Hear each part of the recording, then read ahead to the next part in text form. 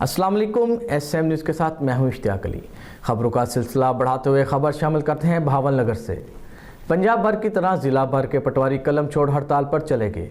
शहरियों ने हाथों में बैनर्स और प्ले कार्ड्स उठा रखे हैं।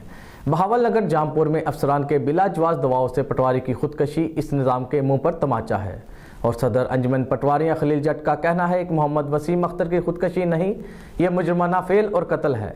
खलील जट का मजीद कहना है कि पटवारी वसीम अख्तर के कत्ल का मुकदमा मकामी इंतजामिया के खिलाफ दर्ज किया जाए। जब तक वसीम के बच्चों को इंसाफ नहीं मिल जाता उस वक्त तक हमारी हड़ताल जारी रहेगी। औज़ु बिल्लाहि मिनश शैतानिर रजीम, बिस्मिल्लाहिर्रहमानिर रहीम। जुल्म फिर जुल्म है, जुल्म फिर जुल्म है, बढ़ता है तो मिट जाता है। लहू फिर लहू है, टपकेगा तो जम जाता है।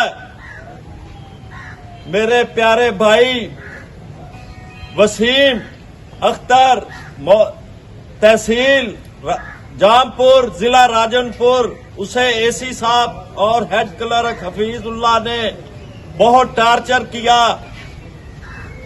उसे धमकियां देते रहे कि हम आपको डिसमिस कर देंगे, हम आपके साथ फला करेंगे, ये करेंगे।